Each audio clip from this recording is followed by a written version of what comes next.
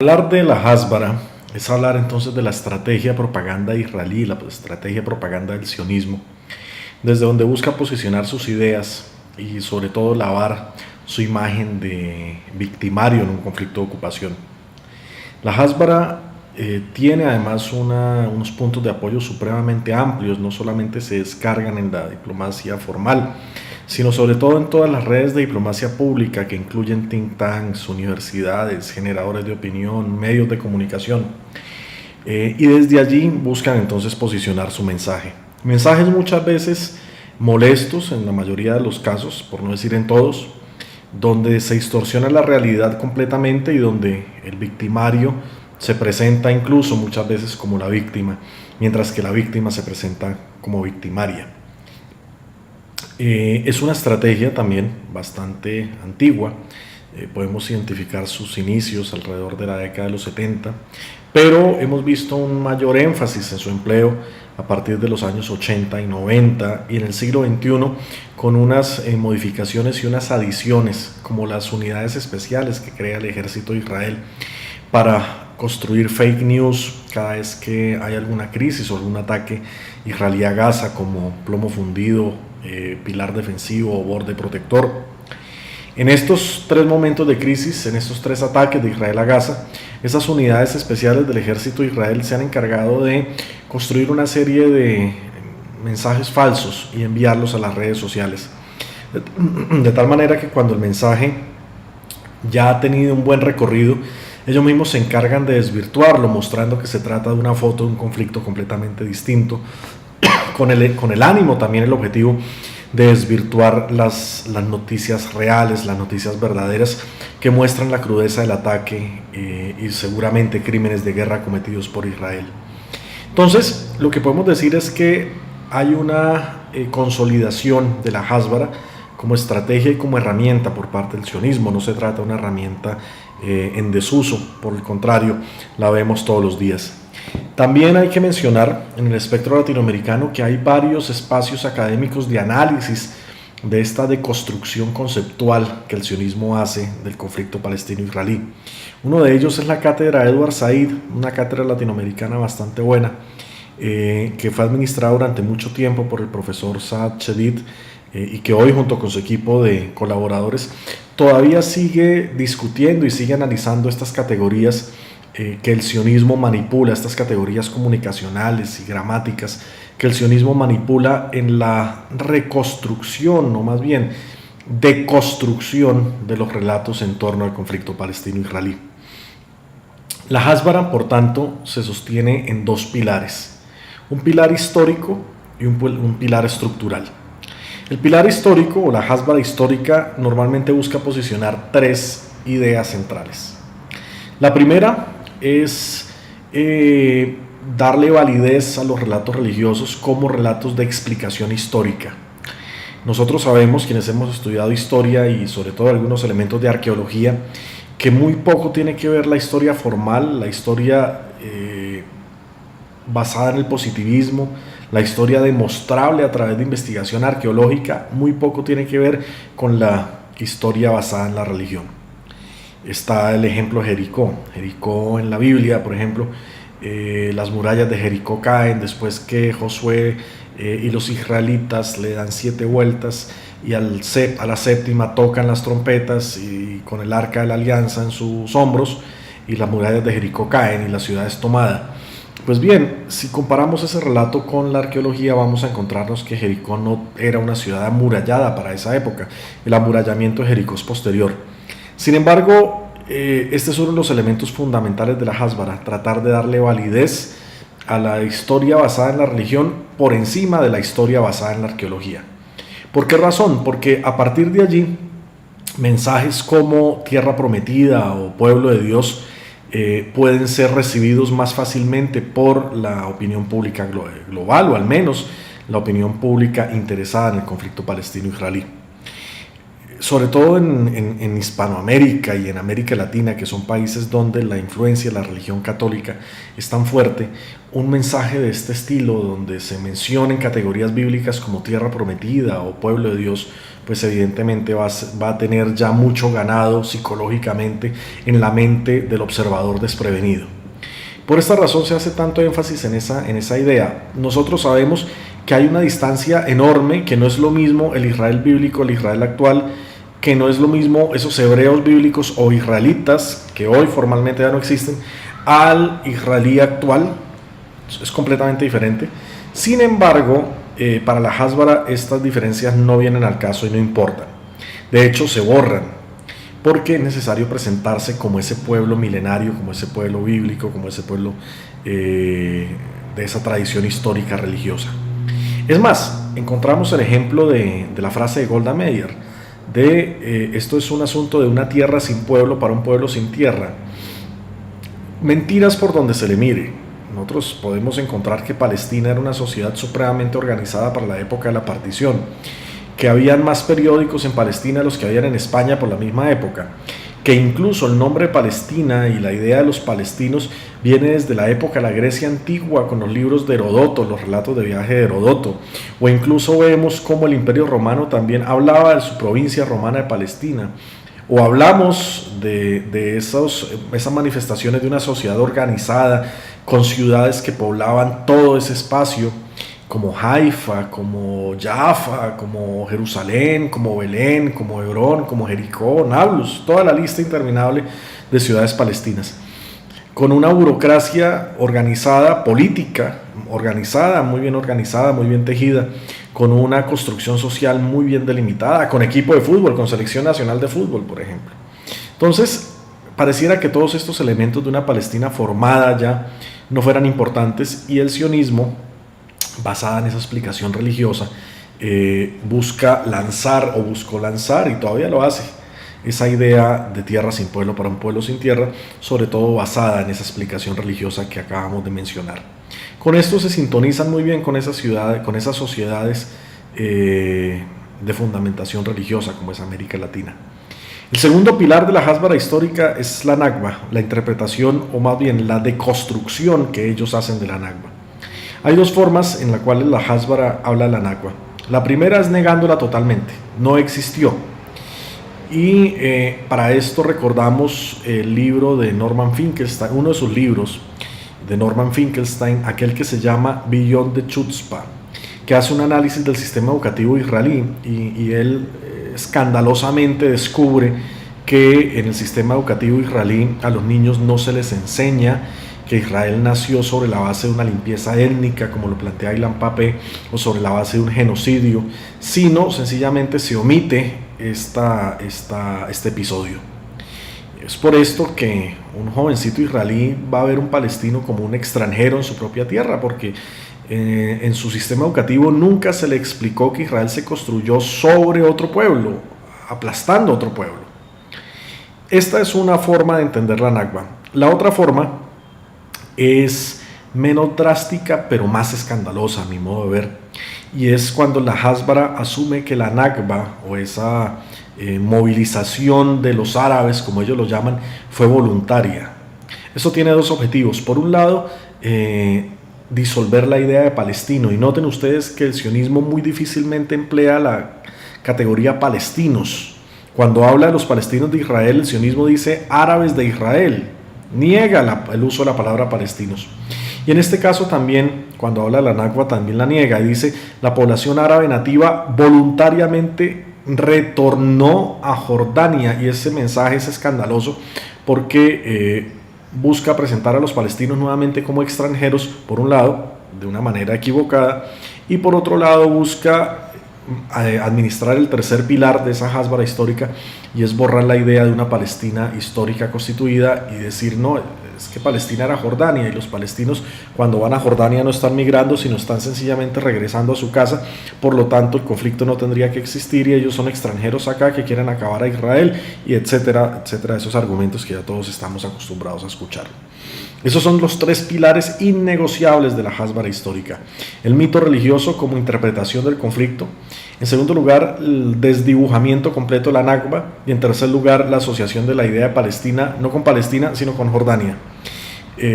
Son elementos chocantes, sin lugar a duda, son elementos que no soportan ni siquiera 10 minutos de rigor histórico o arqueológico lo tenemos claro, pero sin embargo administrados desde los medios de comunicación de masas han hecho mucho daño y se han metido, han penetrado las mentes de bastantes sectores de la opinión pública global. Ahora, a nivel estructural, la Hasbara plantea otras ideas que también defiende con rigurosidad. La primera, que Israel normalmente se presenta desde la Hasbara y desde los guiones de los diplomáticos israelíes y desde todos aquellos elementos de la diplomacia pública que administra la Hasbara, es planteada como amiga de la paz, como un país amigo de la paz. Por esta razón es tan difícil que un diplomático israelí emplee la palabra ocupación o acepte que hay una ocupación israelí de Palestina. Uno no puede ser amigo de la paz y ocupante simultáneamente. Se les caería todo su discurso propagandístico. Por lo tanto, si se quieren vender como amigos de la paz, tienen que ocultar ese otro apelativo, ese otro calificativo, que es el de país ocupante. No lo van a administrar nunca. Y también son tan agresivos cuando se les compara con regímenes como el momento del apartheid sudafricano. Y acá recordamos ese informe que sale en el Consejo de Derechos Humanos de las Naciones Unidas hace unos años ya, donde justamente se le comparaba con el apartheid sudafricano, que motivó una respuesta supremamente agresiva por parte de Israel. Pues bien, es justamente porque esas comparaciones erosionan ese objetivo de la Hasbara, que es presentarlo como un país amante de la paz, como un país que no va a recurrir a la violencia en primera medida. Este pilar después se va a enlazar con otros, sobre todo cuando Israel hace ataques a Gaza. Normalmente la frase de guión, la frase de libreto que los embajadores israelíes esgrimen, emplean siempre, es que Israel nunca quería emplear la violencia, o la fuerza, porque no dicen violencia, la fuerza, pero se vio obligada a hacerlo. Esta idea entonces se encadena, se une con esta de presentar o promover al ocupante no como es, sino al ocupante como un Estado amigo de la paz. Es muy difícil entonces que ellos acepten emplear la palabra ocupación o apartheid. El segundo pilar estructural es presentar a Israel como Occidente en Medio Oriente. Eso también tiene varios objetivos. Sobre todo tratar de generar una solidaridad subsidiaria desde Occidente con Israel y tratar de darle patente de corso frente a algunas cosas.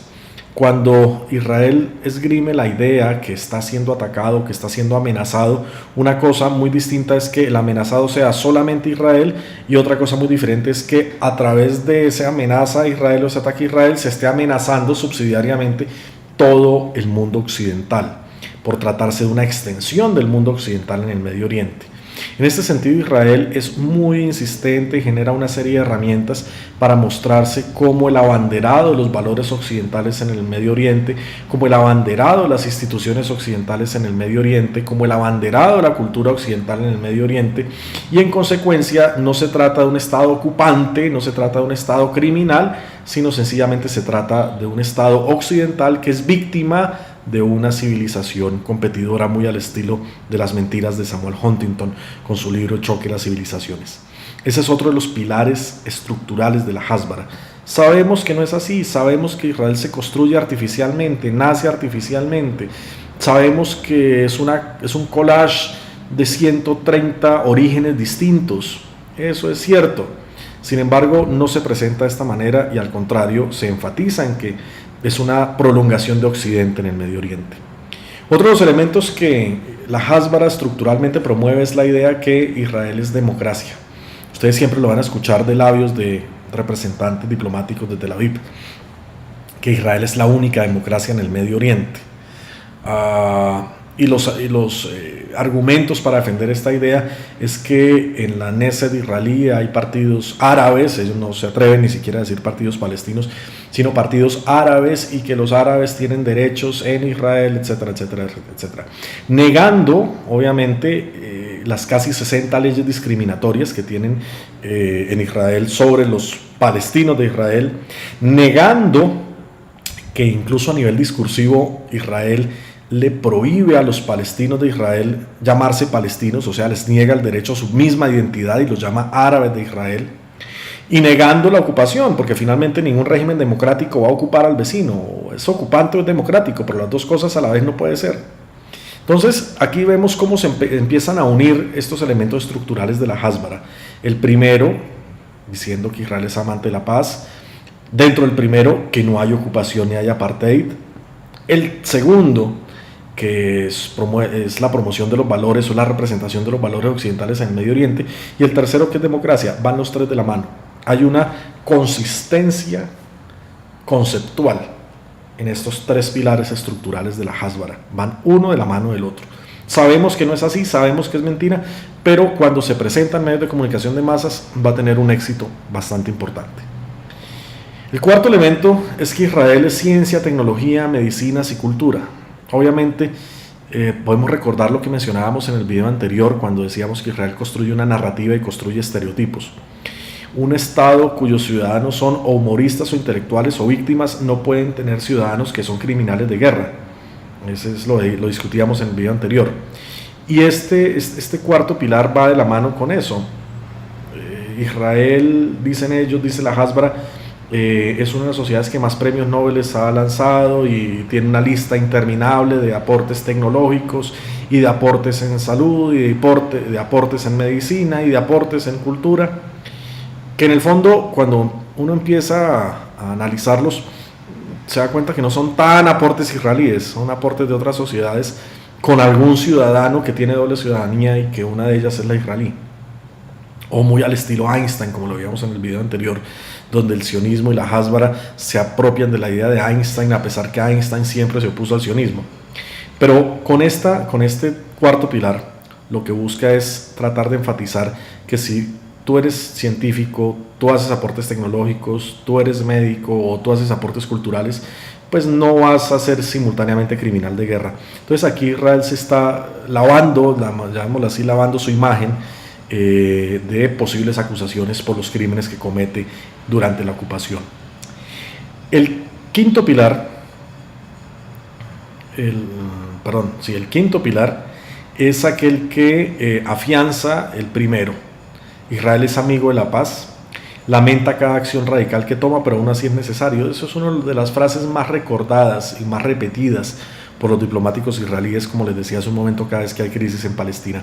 Ellos siempre dicen, nosotros somos amigos de la paz, no queríamos emplear la fuerza, lo vimos como último recurso, lo tuvimos que emplear porque nos estamos defendiendo.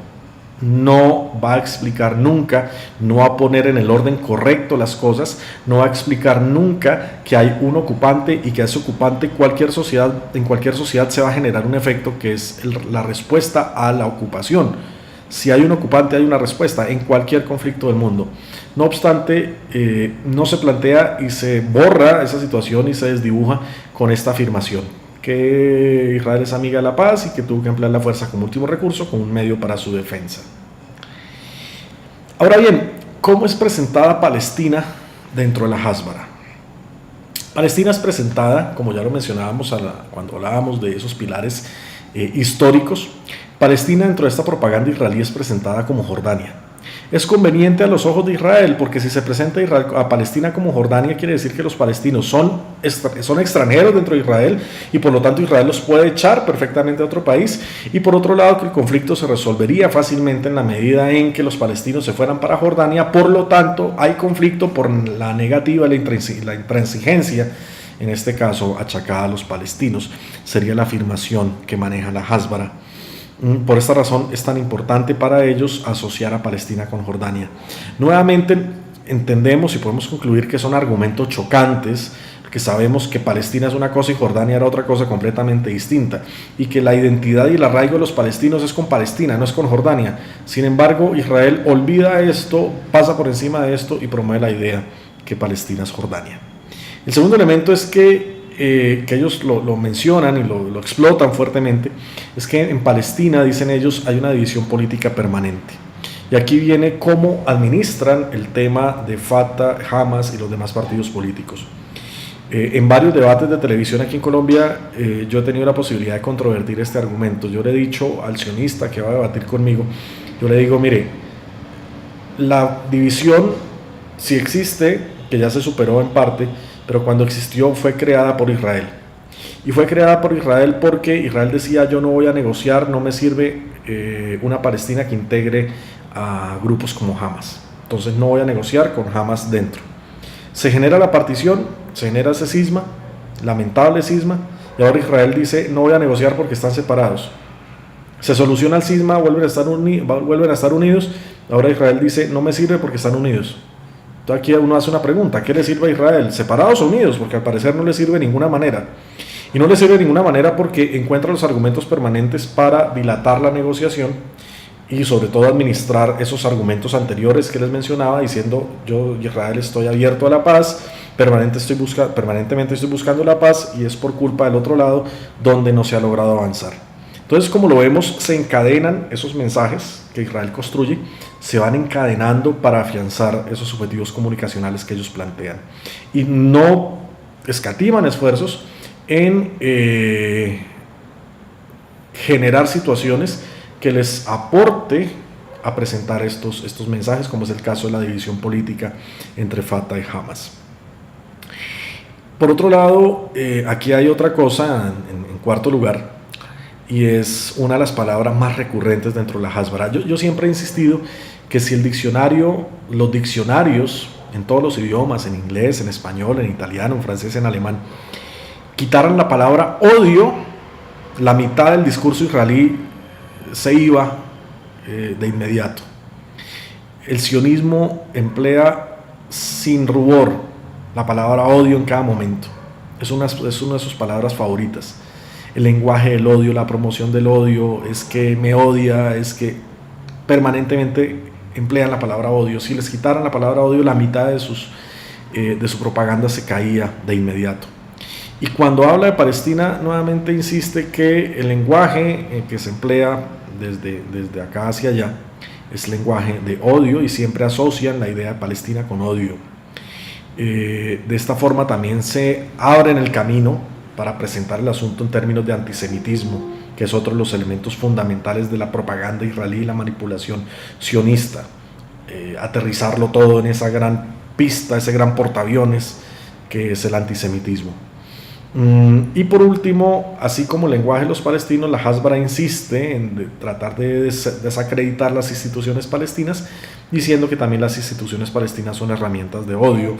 Y aquí vemos, por ejemplo, esos ataques que permanentemente la Hasbara hace a las escuelas palestinas, diciendo que en las escuelas se enseña a odiar a Israel, etcétera, etcétera, etcétera. No son acciones aisladas, son acciones que van de la mano en una gran estrategia de comunicación sionista.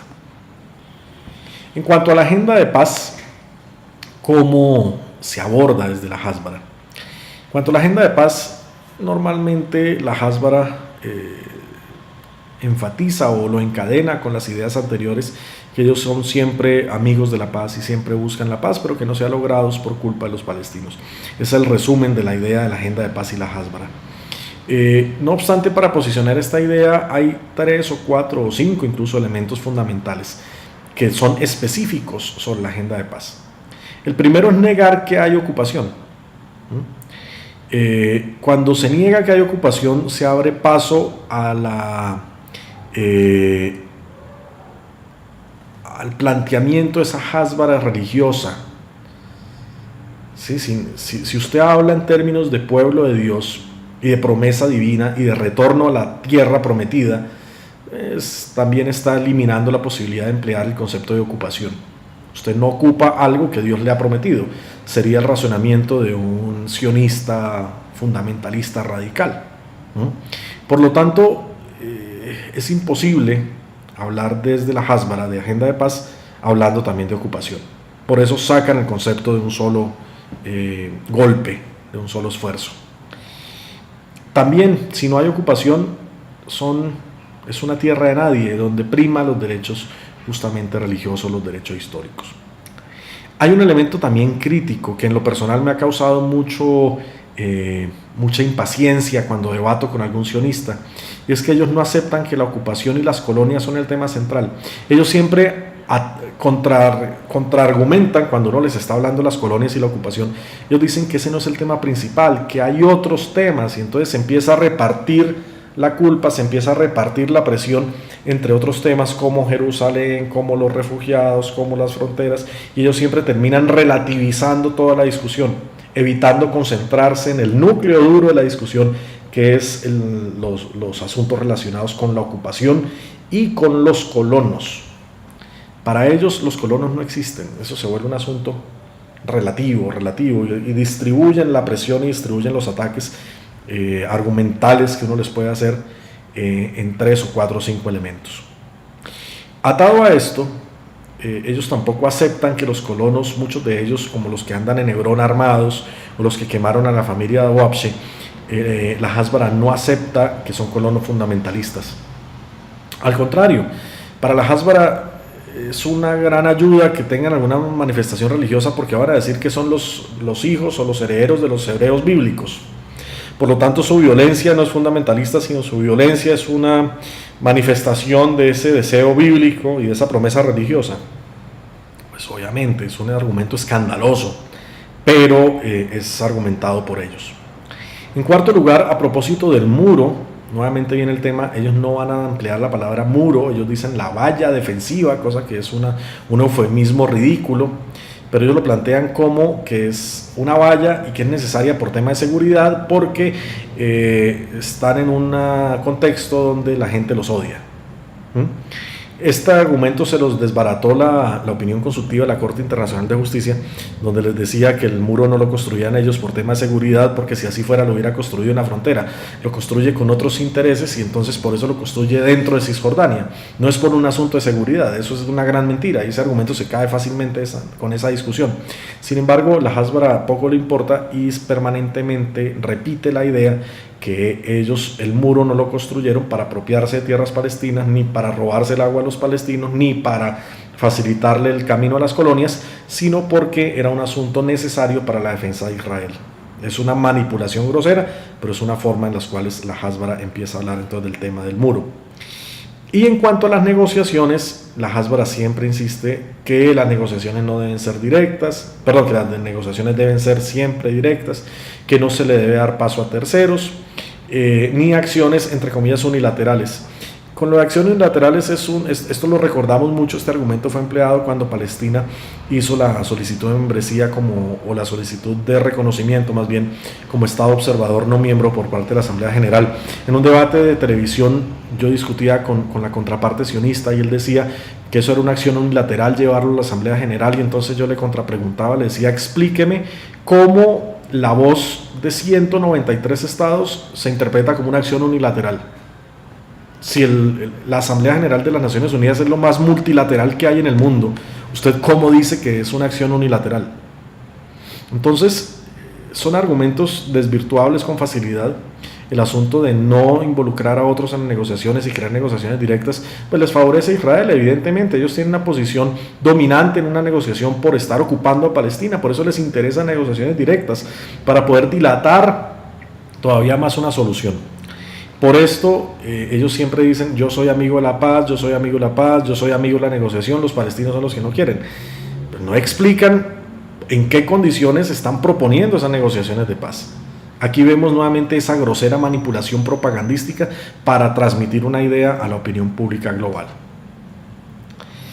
Continuando con la agenda de paz y la Hasbara, y de la mano con esa no recurrir a terceros, la Hasbara insiste que la negociación no debe ir a las Naciones Unidas. Por esta causa es tan renuente a las acciones de la Asamblea General y es tan renuente a las acciones del Consejo de Derechos Humanos, que recientemente vimos los escándalos y las presiones groseras de parte del régimen de Washington y de Tel Aviv al Consejo de Seguridad de las Naciones Unidas, a la Comisión de Derechos Humanos de las Naciones Unidas. Para Israel también pareciera que no hay una ocupación ni hay un antes de Hamas. Para la Hasbara el punto de partida pareciera ser Hamas. Hace poco también en prensa colombiana discutíamos y le contraargumentábamos al embajador israelí porque él reducía el conflicto a Hamas, y entonces en la columna que le escribimos en respuesta le insistíamos que el conflicto no arrancaba con Hamas, que él estaba olvidándose casi 50 años de ocupación. Entonces, pero es una herramienta muy recurrente de la Hasbara, reducirlo a Hamas, y pareciera que el conflicto arranca solamente a fines de los 80, a inicios de los 90, y que antes no había nada.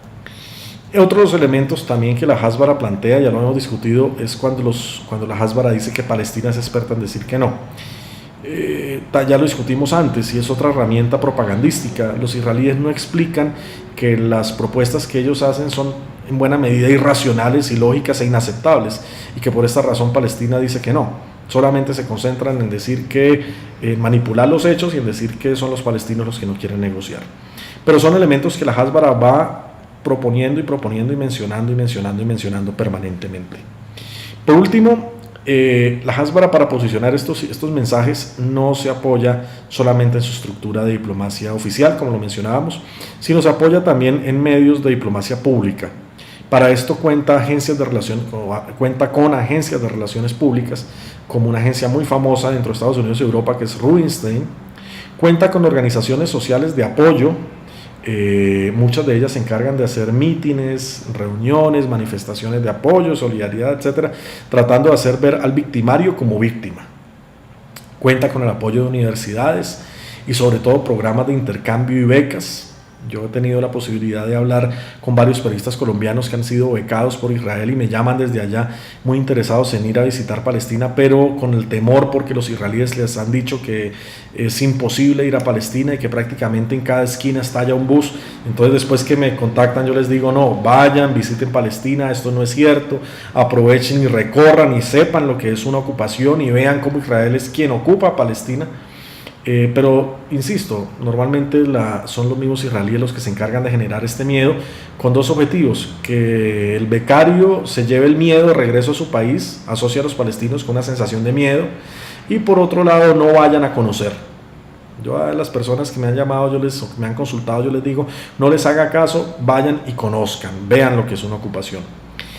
Sin embargo, pues hay que destacar efectivamente que Israel tiene unos programas de becas por estos objetivos que nos mencionamos, bastante amplios y bastante fuertes, sobre todo en algunos países que les despierta algún interés en particular, entre ellos, por ejemplo, algunas regiones como América Latina.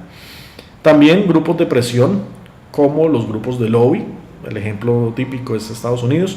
Allí nos queda absolutamente claro ejercicios como la presión que hace el AIPAC. Con todas estas herramientas, más generadores de opinión, más medios de comunicación, más la diplomacia formal, tenemos esos elementos que el sionismo y la Hasbara emplea para posicionar sus mensajes. Obviamente los medios de comunicación de masas como el cine, como las películas, les funcionan bastante bien, y eso lo veíamos justamente en el primer video. Muchas gracias y continuamos entonces con este módulo a propósito de la propaganda del sionismo. Muchas gracias.